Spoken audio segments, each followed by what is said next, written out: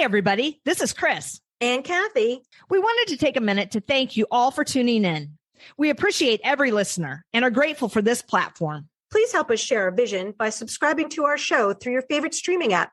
Follow us on Facebook, Instagram, TikTok, and YouTube at Petability Podcast. Check out our ever-growing list of affiliates and sponsors. Simply go to the show notes for information and links. And be sure to use our promo code PETPOD22, that's PETPOD 22, on checkout to receive your discount from our affiliates. And now, here's a word from our sponsor. Hi, I'm Alon Landa, CEO of MedcoVet, and I'm a proud sponsor of Petability. We decided to partner with Chris and Kathy because, like them, we want to empower all pet owners who are trying to do the most for their pets. At MedcoVet, we specialize in advanced home laser therapy for pets. Laser therapy is a safe and effective treatment for common conditions like arthritis and wounds, and it relieves pain for most conditions caused by inflammation. With MedcoVet, pet owners can perform this treatment at home while receiving support from experienced clinicians. If you think your pet would benefit from healing at home, visit medcovet.com, and one of our clinical experts will work with you to determine if home laser therapy is the right fit for you and your pet. Tell them Petability sent you.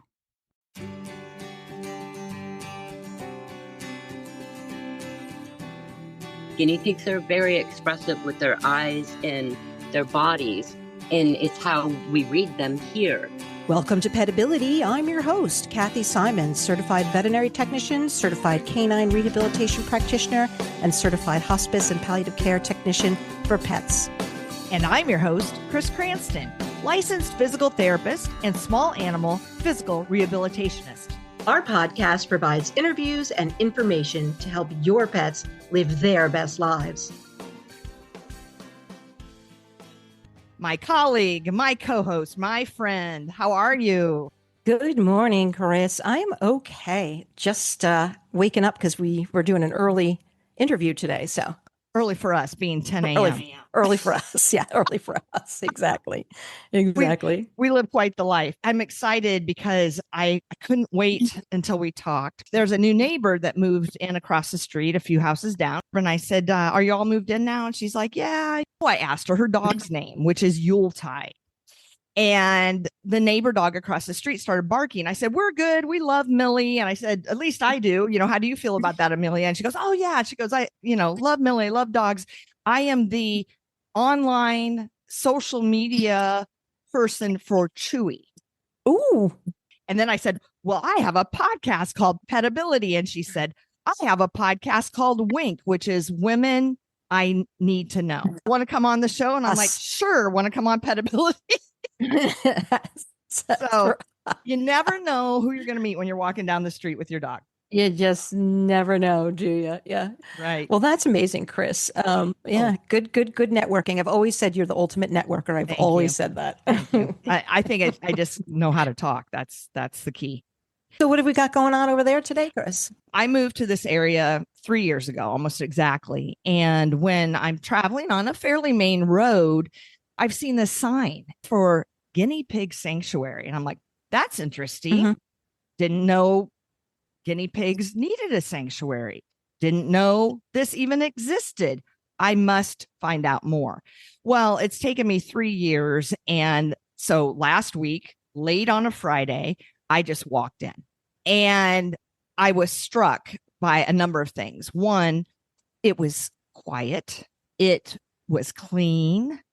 They had all of this stuff, like things you can buy for your guinea pigs, a store. And after, taking pictures, I didn't even know if I was allowed, but I'm, down on the floor and sticking my fingers in cages, which I probably shouldn't do. This woman comes around the corner, and it turns out that it's Kim Smothermon, who is the director of Guinea Pig Sanctuary in Salisbury, Massachusetts. And when I met her, I didn't even know, but I was like, hey, I had this podcast and, we called it Petability because we want to get good information out there about all pets, and shared that we interviewed someone regarding rats and rabbits and so forth.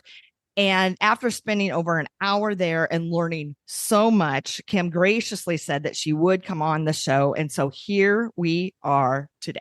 You know what's cool about this? I don't know if you know this, and Kim may have already told you, but this is the only guinea pig sanctuary in the United States. Like there's one in the UK that's pretty famous on, the Instagrams, but this is the only guinea pig sanctuary that I am aware of in the United States. I know she did tell me that.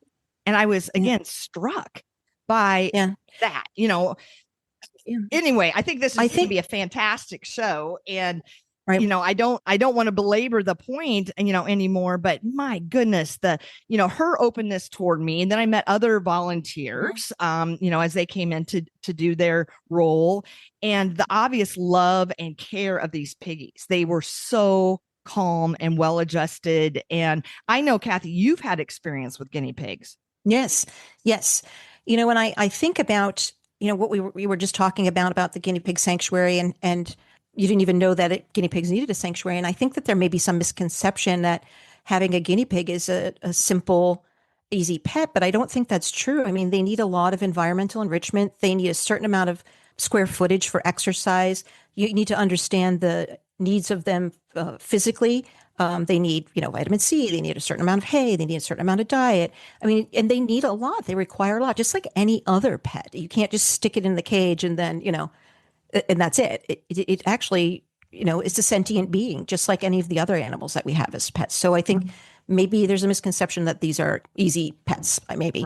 Right. But I think they have complexities to them. You help Yes. care. You help Mhm. care for some guinea pigs now through Right.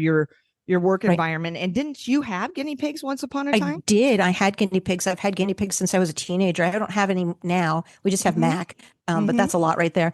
But yeah, I've had guinea pigs throughout my life, and I Right. love them and adore them. I think they're wonderful pets. I think they're wonderful companions. I've actually also, I don't know if have you ever worked with guinea pigs in the rehab setting, Chris? No, Have you ever no, done? you're the one that gets Yeah, all these cool I know. species to I work know. with. I know. I've actually rehabbed two guinea pigs. One of them was one of my favorite all-time guinea pigs named Brownie, and Brownie fractured her part of her elbow, and she wasn't a good candidate for surgery given her age and stuff. So they splinted her, and then of course when they took the splint off, she had this tiny little atrophied little leg, and I rehabbed her, and I used a lot of the same techniques for her that we used for our canine companions in rehab. Sure. I did range of motion. I did body work. I lured her in different directions with food, and she recovered really, really well. And her people were very committed to her. And then, most famously, I rehabbed a guinea pig named Benny, and Benny was paralyzed in the rear end, and we made him a wheelchair when we were in rehab. And the owner, had some photographs taken of Benny in his wheelchair, and that photograph went viral.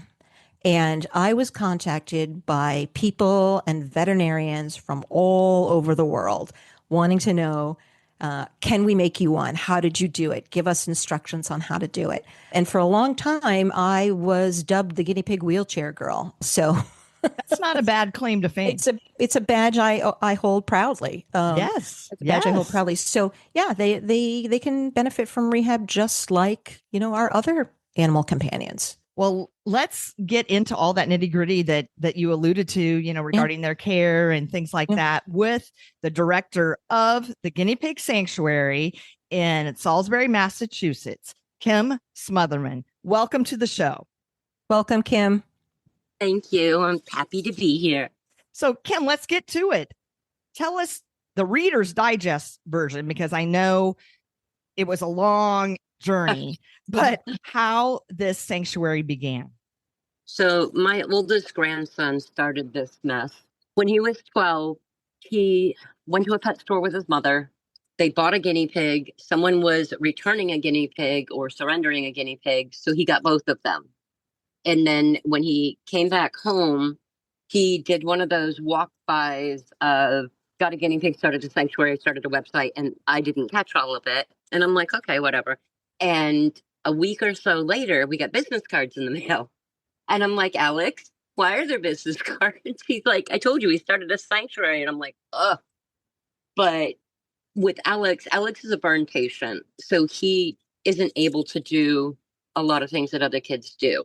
He is the president and founder of the company. So the way we ran it originally was in our home.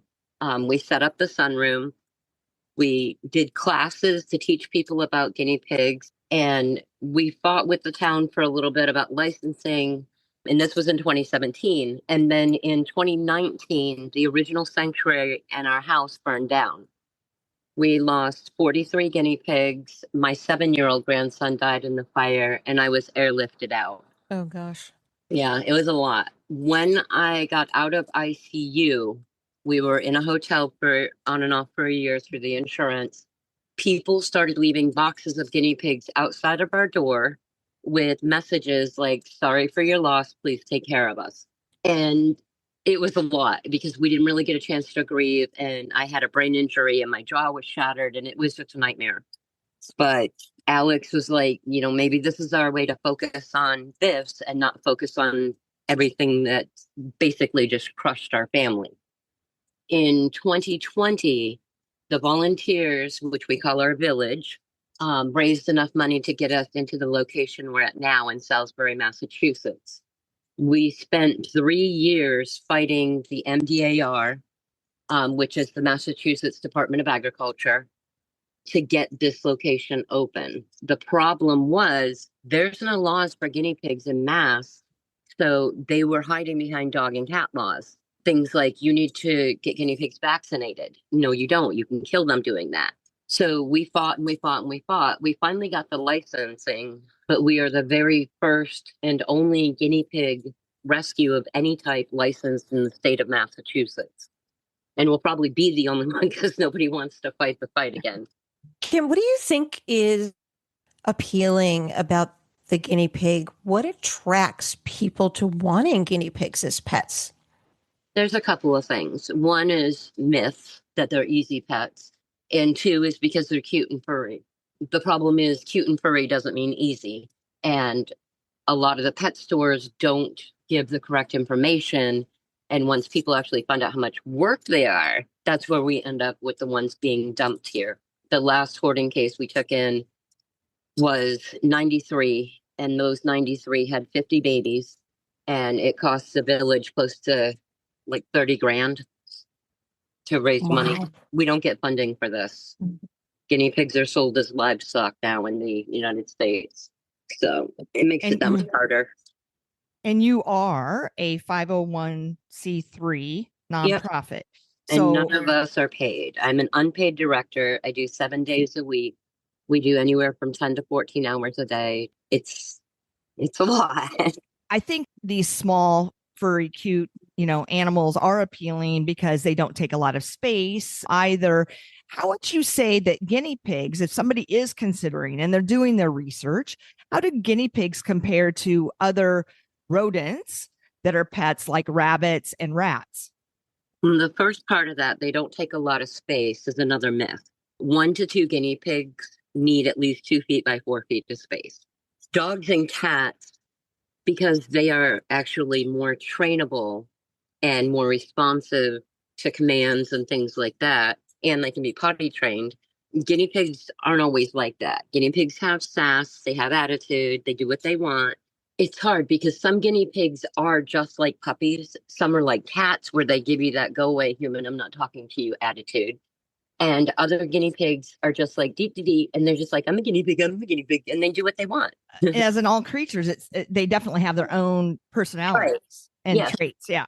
They will yell at you. They bully me all day long. I think you saw that, Chris, when you came in. I did. And all they do is yell at me, and they're like, wait, give me food. Wait, give me more food. I'm currently being bullied by 3 guinea pigs that are residing at the veterinary practice I'm working at, and I get bullied by them every time I go in, all of them. Yeah, you filed a complaint, didn't you? I filed a complaint.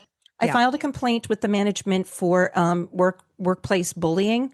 Mm-hmm. So we'll see how that plays out. They probably buried it in poop, because when you see guinea pigs and their little poop messes, it's like the cartoon chicken where they lay the eggs and all of a sudden they're up in the sky. Guinea pigs poop like that. They make a giant pile of it and they're like, look what I made. Thanks. Thank you. Kim, I think that we should talk a little bit about the husbandry. Like you talked about how much space they need. And in my opinion, they always need a hidey hole too, like a hidey or an igloo. But let's talk about their husbandry. How many times do we have to clean them? How often do they poop? And are they like rabbits? Do they eat their cicatrophs? Are they eating their nighttime poops? So with guinea pigs sleep 3 to 5 minutes at a time throughout every day and every night because they're prey animals, and they only stock vegetables and grass. They don't eat any meat. They're fibrivores first, which means corn husks and Timothy hay. Then they're vegetarians. They have to have their vegetables and some fruits, but they're also vegan. They can't have things that have like pork fat in it. And yes, they do make products like that. And they can't have things made with lard. And yes, they do make products with that kind of stuff in it. As far as like the pooping, guinea pigs make two kinds of poop. They make fecal and fecal. Fecal poop is real poop. It's the poop that they're going to throw wherever they want to throw it. Sometimes it's in the corner. Sometimes they'll just walk and drop it as they go, like Hansel and Gretel with a little poop trail. And then the fecal poop, they will usually put in their food bowl or they'll leave it in their house. And that's the poop they need to eat. Their systems are so fast with their metabolism that it goes in and comes out like a broken Roomba. It's just like constantly in, constantly out. What a lot of people don't realize is, and this is something we do with the classes we zoom into, if you take any guinea pig poop and you put it in one of the little cups with the dirt and you put the little cover on it, you can grow vegetables, just the sprouts, like the little kindergarten sprout where it dies because it's not germinated. But you can also grow straw mushrooms because their system is so fast, it doesn't take out all the things that make seeds grow. So that's one of the things we do with that. As far as cleaning, it depends on how many you have. We always suggest that you have two. However, there are some guinea pigs that are so social aggressive with other guinea pigs, they don't even want to live next to them. And we call them social aggressives. They're marked as SAs in the sanctuary. Most guinea pigs, though, even if they can't live with someone, we require they live next to someone. Because even though I can pick up on their emotions, their feelings, and what's wrong with them, nobody speaks guinea pig. It'd be like if I dumped you in the middle of France and said, go find a friend. You could probably go to the bathroom somewhere, get enough out there to get some food, and everybody knows, cheese words and stuff like that, but you wouldn't have anybody to sit down and talk with. And I think that's where a lot of people misunderstand guinea pigs. They need to be able to talk guinea pig with another guinea pig. And they do this through their touch, through their movements with their body. With humans, they tend to make more squeaky sounds because it's a learned behavior. If they squeak, we feed them. So they squeak more, so we feed them more. When you come in, though, like when Chris was here, we had someone come in with a guinea pig who was sick. And I do it through touch. And I'll talk to him through touch to find out where he doesn't feel good at, or where it seems to have like more of an achiness when I touch him. Like you talked about the guinea pig rescue in the UK, that's Mason's Cabbies, and we do work with them. Mason's Cabbies will send us donations after the currency conversion or whatever. It only works out to be like $1.60 or something. But we do that. We send each other money back and forth because we're just letting each other know that we're supporting each other. They have a different environment over there, so they can use wooden bedding, and it's a different atmosphere. Over here on the East Coast, we do not use any wooden bedding. If you look at wooden bedding under a microscope, no matter what type it is, I don't care how soft it is or whatever, it's serrated. If a guinea pig gets a piece of wood in their eye and you pull it out, you will rip their eye. We have had this happen 4 times with people that didn't listen. We did 4 surgeries at $2,000 a piece. 3 of them died almost immediately after. The 4th one lived, but she only lived for about 6 months. So we have banned all wood products.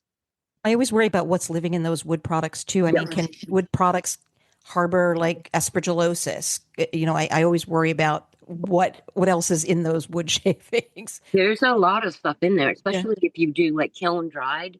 It could have little fragments of carbon in there, and that's deadly for guinea pigs. And like when I think I showed you, Chris, when you walked in, I have a whole section of don't buy this crap. Like there's so much stuff on these panels that people are buying because it's cute and kitschy and stuff like that. But we have kids that bring in stuff like little toys or treats that are made with fat or wood or bird seed, and they'll say, "Can you tell my mom that we're not allowed to use this for our guinea pig?" And it's become a game in the village. Right. The moms and dads buy stuff, and the kids bring it in to show their parents that they're buying the wrong stuff. So the next generation, we're teaching them what is right for guinea pigs and what they shouldn't do for guinea pigs. You gave me a folder, a binder that was full of pages and pages and pages of information that you provide to potential adopters. And I found it just fascinating. In your website is chock full of information. And before we got on the show, you said, I want to emphasize that, this is our experience. And like you said, you eat, live, and breathe guinea pigs. So, I think your experience is a lot. It's valid, it's real life, and you have so much to share. So, just kind of wanted to put that out there, that this is a great resource for everyone. We're trying. We do work with other rescues, like you mentioned, talking with rabbit people and the rat people and stuff. So what we do when people call us and they have an animal that's not a guinea pig that they need to rehome, or that they need, they found or whatever, we'll answer where they can put like House Rabbit Network will take rabbits, and sometimes they'll take guinea pigs. Mainly Rat Rescue takes all the smalls, like hamsters, mice, things like that. We also work with Live and Let Live Farm in Chichester, New Hampshire. And Teresa is awesome. She helped us after the fire. The guinea pigs that were saved, Teresa took in until I could get there to tell her who each one was. And, we got them all back into their homes and everything, because most of them were just hanging out. We had a lady surrender a guinea pig, and she surrendered, and I was just blown away. Her other guinea pig died. She only had one left. And the one she brought in had a fish tank, a heat lamp, a heating pad, wooden bedding, and a salt lick. Wow. Everything you don't do, right? Yeah, the pet store told her it was okay. And wow. It's like they really, really need to do their research. So if you go to a pet store and you buy 2 pigs, and it happens all the time, and it's one of our programs that we do, you can bring those 2 pigs here. We'll do a free assessment. We're not vets, but we are extremely knowledgeable. We'll do a free assessment. We'll make sure they're the same gender. And if the pet store sold you anything that isn't what they're supposed to have, I will trade you something from our store that is okay for them to have. We try to do everything we can. Plus, they get a folder, and they can still bring in their guinea pigs for assessment at any point during their lives. And that's always free. I teach you everything as far as what to look for. If you go through our YouTube videos, there's one in there, how to check your pigs for like cysts and lumps and things like that. It's all about teaching people. The more people we can teach, then the less likely that this problem will continue. But we have tremendous villagers that they will give you everything they have. And that's how this is supported. You've got a great guinea pig community, really. You've got a great community. They're awesome. Kim, do you think we could talk a little bit about the emotional life of guinea pigs? Because I'm always interested in all of our pets in their emotional lives and their experiences. Can you tell us what do you do for enrichment for guinea pigs? What do they do? What do you do to engage them with their environment? There's a lot of different things we do. The first thing I want to say is something that people don't actually realize they do. Human emotions should never supersede the health of the guinea pig. Guinea pigs will always show you if they're happy or they're sad or they're depressed or whatever. So you really have to watch what they're doing emotionally. Way back when, they didn't have all these emotional issues, but people have screwed with their genetics so much that now they do. We have a program, and I think we did this when Chris was here. If a couple guinea pigs are yapping and they're like, move me, we will take both guinea pigs out of their cages. I'll hold them, give them kisses, whatever. And then I'll switch which cage they're in. And that way they can walk around and go, oh my gosh, I'm in your cage. I'm touching your stuff. And they get so excited. And we have some guinea pigs like Squeak stuff. When we open Squeaks' cage, he'll come right up and he's like, give me kisses. He's like, no, go away. Give me pea flakes. And like, we had a boarder here named Charlie. Charlie is extremely expressive. Guinea pigs will popcorn if they're happy. They like to zoomy around. When they're not feeling well and it's a sickness thing, they tend to poof up. If they're depressed, they tend to just sit somewhere like in their house, or they'll face the corner. They don't eat or drink as much. And you can tell that they're sad if you take the time to look into their eyes. Guinea pigs are very expressive with their eyes and their bodies. And it's how we read them here. If I think someone's having a hard time, I'll pick them up, I'll talk to them, we'll walk around a little bit, and I hold them up to the other cages to let them talk to other piggies. It's also how we do speed dating. When they come in, we take the pig. I tell everybody, I say, hey, Mikey's here to find a friend. He needs somebody that's not too pumpy and not too lazy.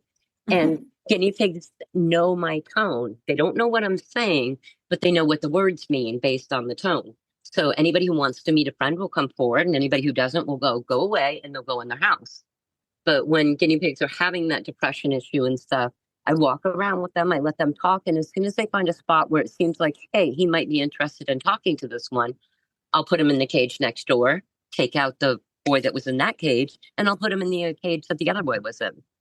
They also like toilet paper rolls. They like little things like cardboard tents, and there's just all kinds of things that they can do. It's hard not being here. Yeah. Like, you guys should do a live stream from the sanctuary. Oh, that's a great idea. To do that. That's a great idea. Yes. We've had people do that before. That's a great idea. Insane.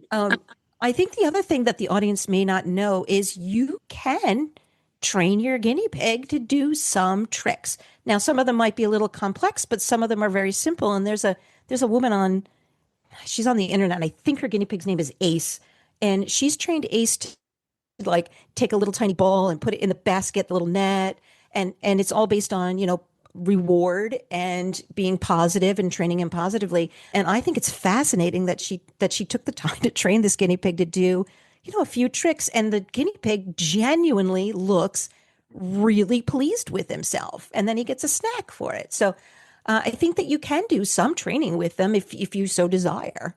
Some of them are open to that. Some of them are not. Just like people, some are open. Yeah. Some guinea pigs are eager to learn how to do tricks and things.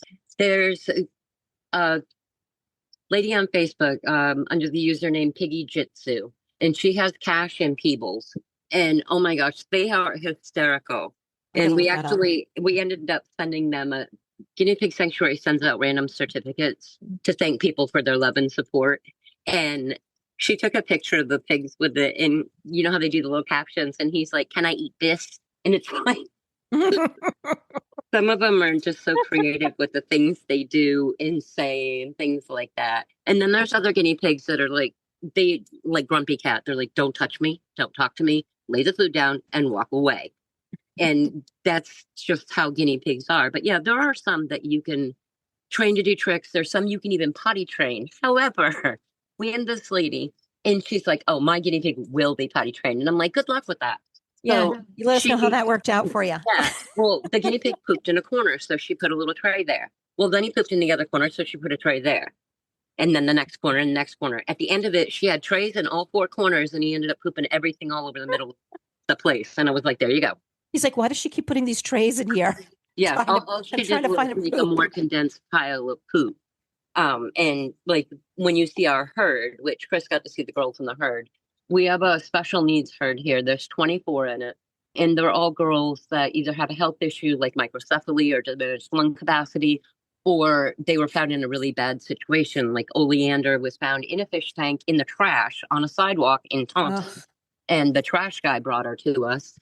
And there's 24 of them. You can clean till the cows come home. And within 2 seconds, it's going to look like you didn't touch anything. Right. And they're not going to be potty trained. They're like, yeah, right, whatever, lady. They do what they want. It doesn't mean they can't be trained. It just means it's going to be a challenge. Yeah.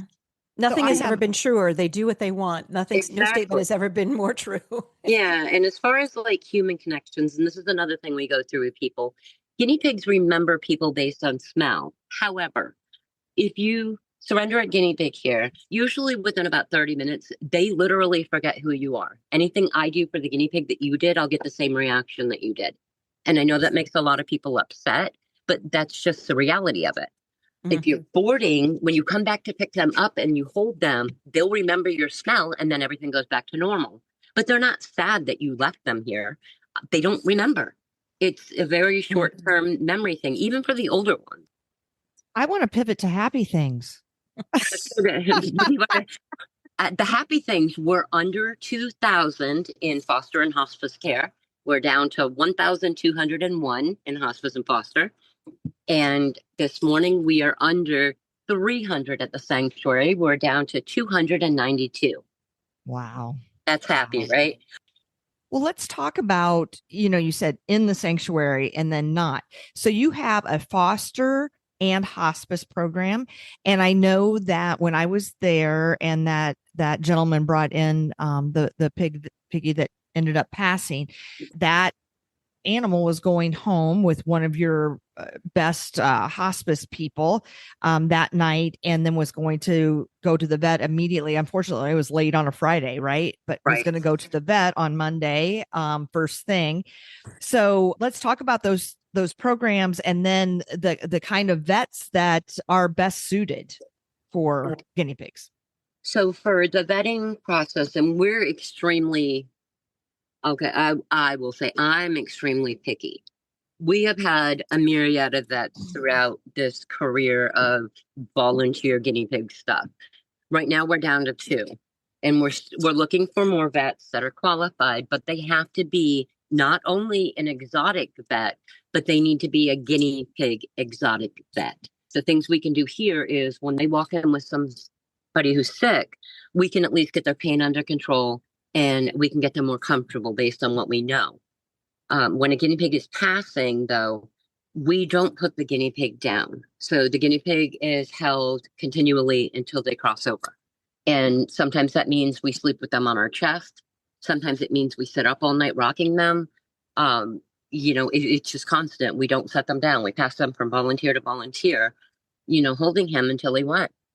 And that's just one of the things we do, because nobody should die alone. What do you say would be the most common illnesses for guinea pigs?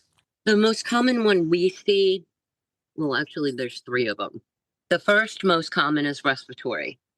Respiratory can be caused by anything. Guinea pigs are susceptible to all human respiratory illnesses. They can catch pneumonia, bronchitis, COVID, the flu, a cold, anything that's an airborne type droplet you can give to your guinea pig. So we always say, if you don't feel good, put on a mask. If you're going to hold your guinea pig, or have somebody else do their cleaning and holding. The second thing we see the most of is bumblefoot, which is, it starts off as a redness on the pad of their feet. If it's black feet, it's a little harder to see, but you can still feel it. This often becomes a scab, which grows into a sore, which can actually infect upwards into the bone. Bumblefoot is a fairly easy thing to avoid. You just make sure that they have a dry area, even if it means changing a hand towel out from underneath their house a couple times a day so they're not sitting in pee, because there are some that will pee on themselves and go, yeah, I'm too tired to walk away from this. We can also use coconut oil, or Nurse Jackie makes a paw balm that we sell in the store that you can put on their feet to create a seal so that the urine doesn't break through the pad. The third thing that we see most often is hair loss. And this is based on dietary issues, because a lot of people don't read the ingredients on what they buy their animals. And it's one thing that we're stressing this year. The first 5 ingredients, if your guinea pig is not pregnant and not under 6 months old, should never be alfalfa. Alfalfa is high in calcium. So is kale, so is dandelion green, so is parsley. Things like that lead to sludge and stones, which leads anywhere from $1,000 to $5,000 worth of vet bills. And there's also like another ingredient that's really high right now in a certain brand of products is molasses. If a health supplement smells like a gingerbread house, there's too much sugar in it. So you really, really have to look at what you're feeding them and giving them. Prone to obesity? They can be. They're prone to obesity and diabetes based on what you give them. Mm-hmm. Yeah, when you said sugar, I was like, be true for like fruits and things that are sugary. Yes. So in that folder, there should have been a thing on how much they eat. 90% of the diet is Timothy hay. There are people that have extreme allergies to Timothy hay. There's a product out there called Stacks, and it's a compressed hay disc. But you can also buy a Timothy hay orchard blend mix to cut down on the allergies, or you can just wear a mask when you do the hay. Like there's ways around it, but there's also there's a vitamin C cookie out there, and it's got so much molasses in it, it negates the fact that it's vitamin C because you literally can make your guinea pig a diabetic with it. So we had to switch to a different brand that we sell that has a lower sugar content. So you're not giving them the vitamin C and the sugar, but they can get most of this just through their vegetables and stuff. Corn husks covers most of their fiber. Red bell peppers covers most of their vitamin C. There's ways to do it where you don't have to buy all this other stuff to round out their diet. And that's where the hair loss comes in. They don't feed them correctly because they're not checking the ingredients, and their hair will start falling off, and then they start getting itchy skin, and it just goes downhill from there. And then the other two things we see the most of are teeth issues and ovarian cysts. And teeth issues are extremely avoidable. They need something to chew that is hard enough that if you bit into it yourself, you wouldn't leave a soft mark. So it's like balsa wood. Balsa wood is way too soft. We don't recommend plastic. Plastic curls when you chew on it. So we recommend untreated pine is one of the best things that they can chew on it. Compressed Timothy hay chew toys is another thing that's great to help their teeth down. The herd that you saw with the 24 in it, none of them have ever had stones, sludge, teeth issues, hair loss, bumblefoot, none of that. And there's 24 in there. Right. And that's because we follow what we preach on our herd. When you were talking about, that they may be trainable or not, and that a lot of that is based on personality, are guinea pigs intelligent? Are they considered to be a smart species? Oh, yes. And they're very manipulative. Extremely. I know you couldn't figure that out, but they are. Right. And a lot of things are learned behaviors with guinea pigs. They learn if they make a sound and you give them a treat, they're going to keep making that sound. I wanted to touch on bonding real quick. Yes, please. Okay. So a lot of people will buy 2 guinea pigs from a pet store, and then they'll put them together because they were in the same cage at the pet store.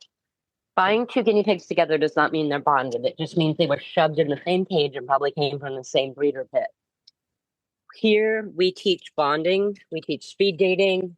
When you have 2 guinea pigs that aren't necessarily bonded, you have to have a divider and you have to have a play area.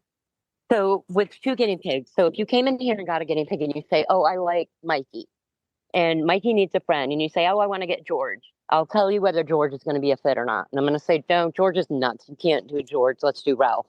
You would do their holding time together, cut them both at the same time, tell them not to hump while you're holding them, because that can get a little weird. And then put them in the playtime together. In the play area, there should only be vegetables, hay, and if needed, a water bottle. When you put them back, you switch which side you put them on, because there's a divider in the cage, or they're in 2 different cages. And you're going to do this continually until they get used to each other's smell. When they get to a point where they can do 30 minutes of playtime every day, no major issues, they're not trying to kill each other, they're getting along, they can hump a little, but they also stop to eat, then we can try taking the divider out. The thing with guinea pigs is you can't tell them you're taking out the divider. They read tone and body language. So if you put them in playtime and you say, I'm going to go take your divider out today, it's going to be so awesome, they're going to be like, she's changing something. So what you do is you put them in playtime, quietly take out the divider, and when you put them back, you still switch sides like you normally would. Let them figure out the divider's not there. Because they'll be like, oh, the divider's not here. But you also have to make sure there's nothing closed off in that area once they're in the same cage. Everything needs an in and an out, tubes, tunnels, things like that. Because if they accidentally corner each other, then you would have to start the bonding process all over again. And, sometimes they bond, sometimes they don't. It could take a week, a year, a month, or a never. But guinea pigs do just fine next to each other.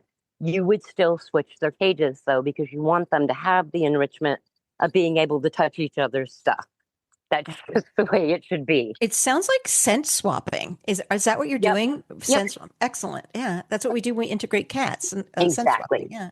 Yeah. If we get a boy that comes in and he's really having a rough time and he doesn't feel good, we will grab lady poop and lady hay out of a cage and put it in his cage, because that's usually enough to perk them up. They're like, And he's like, "Ooh." ooh la la. Yeah. Yep.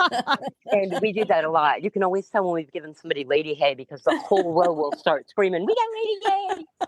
We got And they lady love hay. it. Yeah. Yep. That's so cute. I mean, obviously, if you can go to a rescue and adopt a pig, that's ideal. Otherwise, besides pet stores, where do people source guinea pig?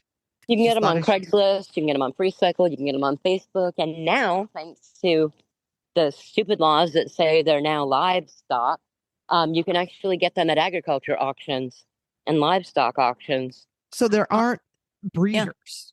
There Like- are breeders, and there are true lineage breeders.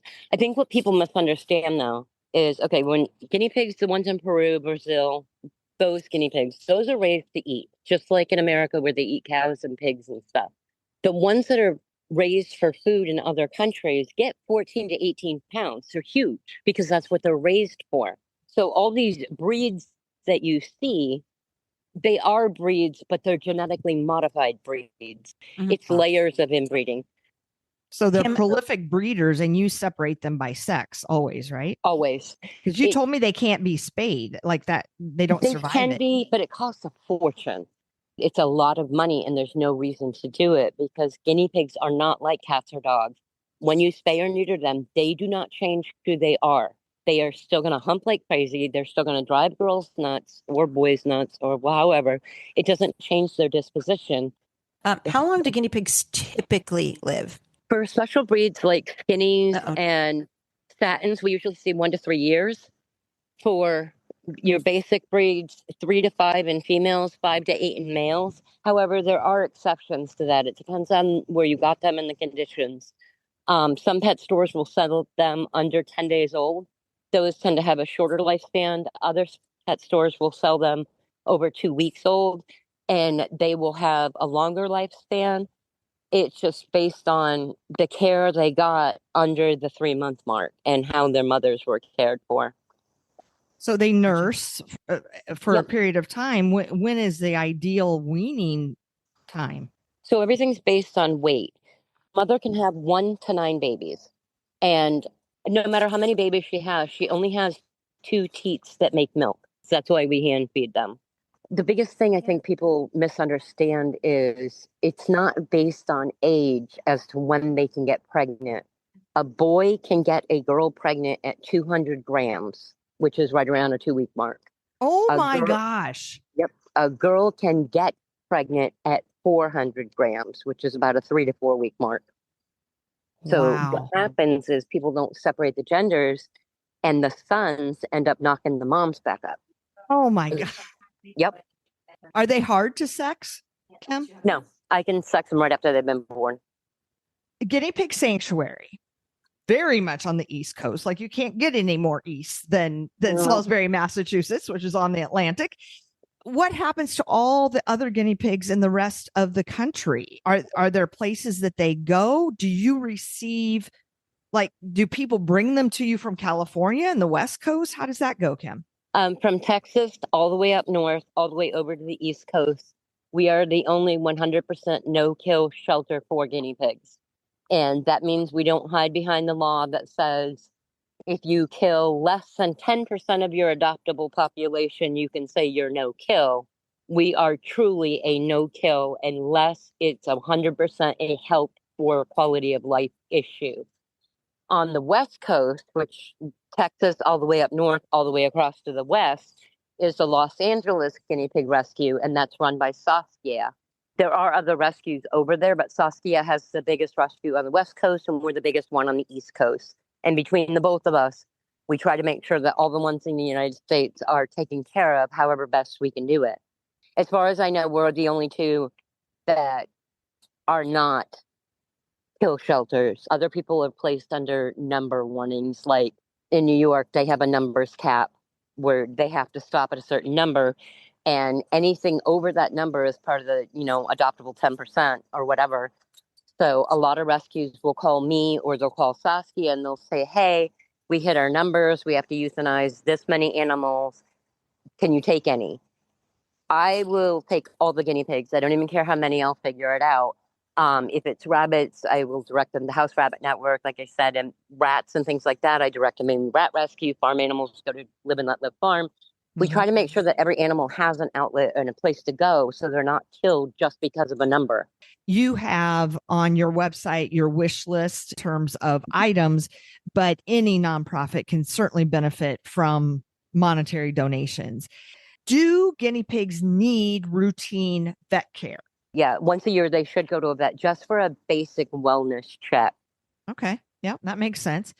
And if somebody is considering getting a guinea pig and they have other animals in their household like dogs and cats, is that okay? It depends on the animals. Okay. Honestly. So when people come in here and they're interested in adopting, I want to know what kind of animals they have. A lot of people are think it's going to be an automatic no, and it's not. We have a rescue dog that's a Black Lab Great Dane Pit Bull mix. She's huge and she's scared of everything. We also have a Chihuahua mix and a Maltese mix. We also have 3 cats, and there's a snake on my dining room table because my daughter brought it home. The animals don't matter as long as you know what the limitations are for those animals with the guinea pigs. Like if you have little dogs, keep the guinea pigs up higher. Like don't give them the opportunity. Guinea pigs are non-bacterial, so they don't smell like food, but they sound like squeaky toys. So everybody wants to play with them. If you have cats, we suggest going with a deeper cage. So if the cats sit on top and kind of fish in, their paws don't actually touch the guinea pigs. If you have a bigger dog, make sure that the cage is stable so they don't accidentally jump up and knock the cage off. I was going to say, so from the guinea pig's point of view, the other animals don't, just their presence doesn't necessarily stress them out. It's okay if you're doing the proper separation. We do have guinea pigs that have PTSD that have come from homes where there was a lot of screaming, yelling, fighting. Those guinea pigs with PTSD cannot be in a home with dogs that bark a lot because it stresses them out. But generally, most guinea pigs and other pets do fine together. We just say do it supervised. Never leave your guinea pig alone with another pet of any type. Not a bird, not a hamster, not a rabbit, nothing. Okay. Because little things can happen. So, and you asked, you're like, I'd like to talk about bonding a little bit. And then I saw on your website that pigs can unbond for any reason. Yep. Guinea pigs are in puberty until about 3.5. So on any given day, they could be hormonally driven. Boys that are brothers are no different from 2 boys that were put together from 2 different moms. It doesn't matter if they're actually blood related or not. Guinea pigs are guinea pigs. They don't do this whole sibling thing. Oh, you're my brother. I love you forever. It's not a thing. So they can be best friends. And then one day they can say, you know what? I don't like you today. And then you put the divider up, you start the bonding process, and you try to get them rebonded. Then they may love each other for another year and then say, you know what, I don't like you today either. And it's an up and down kind of thing. As they get older, they usually mellow out, but it's not always like that. If they get into a fight where blood is drawn, they will never be able to live in the same cage again, ever, because there's no trust left. Somebody got hurt. So usually in those situations, we say, keep the pigs. They're already used to each other. Put the divider in. And leave the divider in. Do holding time together, but do not do playtime together. Do playtime separately, and then still continue to switch each side. And I want to touch a little bit, Kim, on the cost, because I could not believe how inexpensive it is to adopt a little piggy from your sanctuary. And the foster program, you told me that they're like in foster care indefinitely, potentially. And you provide the vetting. And so anyway, describe the different options for folks. So our hospice program is for guinea pigs that don't have a lot of time left. That being said, them not having a lot of time left means if they stay at the sanctuary, they will die. And that's based on the fact that I can't give every single guinea pig one-on-one attention every single day. We have volunteers that try to, but we have a lot of guinea pigs. Hospice pigs that go into hospice homes, will often surprise me because they're being loved and they may make it a couple more months longer than what we thought they were going to. With our foster program, fosters are usually age. We get a lot of guinea pigs that are 5, 6, 7 years old that just need a home where they can be held a lot. And that's where a lot of our assisted living patients come in. The nurses come in, they'll grab, an aged piggy, and that'll be their pig to take around to their assisted living homes, and everybody gets to pet the old pig. So that makes them happy. There's no cost for either of those programs. We do cover the vet bills, but you have to bring them back here for the vetting, and you cannot have them back until after they've cleared their checkup after being vetted. We try to provide the hay and the pellets when we can. Everything outside in the front yard is all free. There's a whole section inside that's all free. And then we do have a little piggy shop. And if it's something that somebody absolutely needs, I'll just give it to them. It's not about the money. I'm so far in debt right now, it doesn't even matter. But what we ask people to remember is the vet stuff that we cover, that's the village paying for it. And any social media you follow of ours, we literally beg for money every single day. Our overhead in the spot we're in now is $4,100 a month. And that's before we've done anything for guinea pigs. That's just to be here with the electric and the rent and the trash and the internet and all that. Yeah. And that's a lot of money for a place that doesn't get funding. Right. And you do also take pigs in for boarding. We do boarding. It's $70 a week, and that covers 4 pigs. Wow. If you have over 4 pigs, it's an additional $10 a week. And we cover everything while they're here. We do their nails. Yeah, $10 a day. Yeah. Cleaned up and everything. We're cheaper than most vets. We do nails for free here also. Anybody can bring their pigs in, even if they didn't get them from us. Come in any day but Wednesday. You just walk in the door, say, I'm here to get their nails done. There's no charge for that. We do that for free also. Kathy and I are huge proponents of nail trims for all species. So I think I got most of my burning questions answered. I have my one burning question about guinea pigs. Do they have different vocalizations for different needs? Are they different? And what do they sound like? So with guinea pigs, we call it, why is the baby crying? Guinea pigs make several different sounds, but every sound can mean a million different things. Are you wet? Are you hungry? Do you need something? Do you want to be picked up? 90% of the time, it's I want food. They do know you by voice. When Janet walks in here on Tuesdays and Thursdays, during the summer, she brings corn husks. They know that. So when she walks in the door and she's like, hi, babies, they know her voice. They will all run to the front and they're like, corn husks. I love listening to their vocalizations. I just it's just making people it. laugh and making the guinea pigs squeak and making them laugh and it's fun. Everything. It's fun. I was also going to ask as a final question, if it's okay, have we covered everything, Kim? Is there one thing that you would like every potential guinea pig owner to know? Something that's surprising, funny, something we're not thinking of, or have we covered it all? I think the only message that I would really, really want to put out there is if you are ever at that point where, you don't want to deal with the guinea pig anymore, do not just throw them out. You can leave them in front of our door. You can leave them behind our door. It costs us more money to get the ones out of the woods and everywhere else in vet bills to fix them than it does if you just leave them outside. Guinea pigs cannot be released into the wild. They will not survive, and it will be a cruel, cruel death. So you cannot simply just let your guinea pig go. So please do not do that. I think people hit points where they're like overwhelmed because they don't realize how quickly they breed. And then they just dump them somewhere. And then I've got to send volunteers to go get them. So there's always options. Like literally, we've had people do this too. You can walk in the door with all your guinea pigs, set the box down and walk out. I don't care. Do the right thing and at least put them here instead of dumping them somewhere. That's my biggest message. I need people to stop dumping them. And it's the most important message for sure.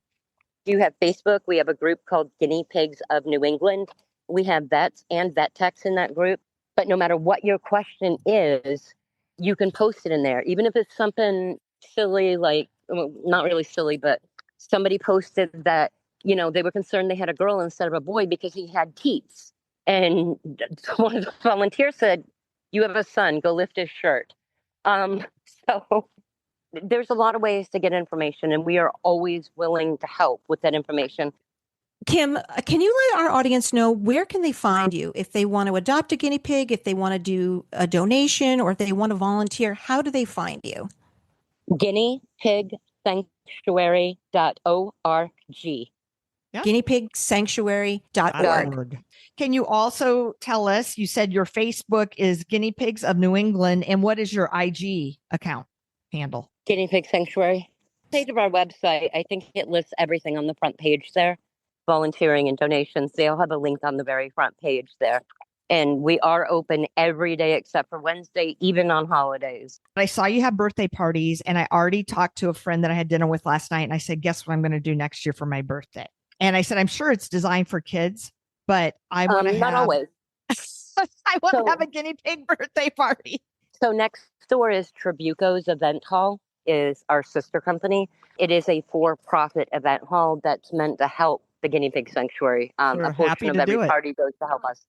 So if you call Nicole, who's my assistant, who's also the one who's going to manage the event hall, and say, "Nicole, I want to have a birthday party with guinea pigs," she's going to say, "Okay, what's the age of the birthday person?" You're going to say 61. She's going to say, "How many guinea pigs do you have?" And what we do is we put up a whole gated area, pads and blankets on the floor. And you literally everybody just sits on the floor with a bunch of vegetables, and guinea pigs just run all over you.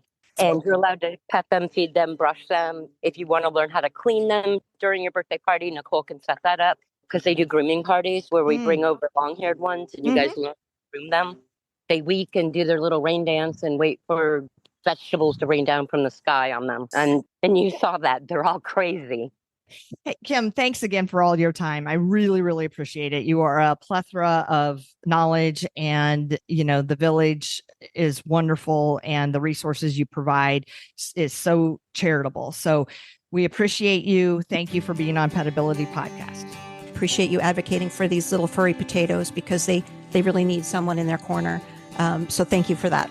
Thank you for having me. Hi, Petability fans. This is your host, Kathy Simons. Do you live with a blind or visually impaired dog? Don't let vision loss stand in the way of a full, joyful life. In my book, Blind Devotion, Enhancing the Lives of Blind and Visually Impaired Dogs, I share my expertise and passion to help pet owners like you navigate life with a blind dog. From adapting your home to building trust and confidence, this book is your go-to resource for ensuring your furry friend thrives. Your dog's vision may be limited, but their potential isn't. Empower your dog. Get Blind Devotion today at Amazon.com.